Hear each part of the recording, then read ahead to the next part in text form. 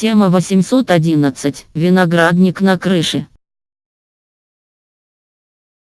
Слушая телепередачу про известного американского кинорежиссера Фрэнсиса Копполу, я с удивлением узнала, что слава неоднократного обладателя Оскара не означает безупречного финансового благополучия. Были у Коппола и провальные фильмы, даже награжденные Оскаром, которые приводили его к разорению, потому что не окупались. Вследствие чего Коппола решил: Оскары Оскарами, а один из самых стабильных и надежных бизнесов – это виноделие. Он купил в окрестностях Калифорнии поместье с виноградниками и успешно выращивает виноград и делает свое вино. В дальнейшем он на свои же деньги, заработанные на производстве вина, снимал новое кино и уже не боялся провалов. Другими словами, виноделие – это более стабильный и доходный бизнес, чем оскароносная кинорежиссура. Таким же трезвым расчетом, я думаю, руководствовался создатель бизнеса «Виноградники на крыше», который открыл свои виноградники в центре Нью-Йорка, на крыше многоэтажного дома.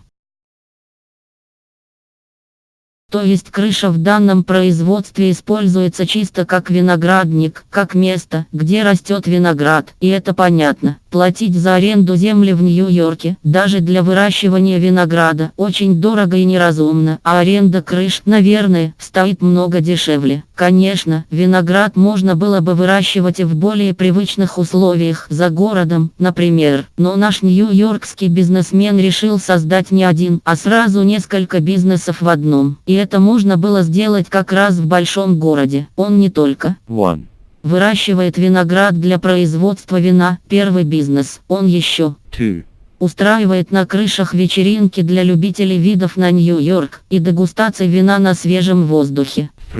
Но еще этот виноградник завязан на высшие и средние учебные заведения Нью-Йорка. Его основатель проводит обучение студентов и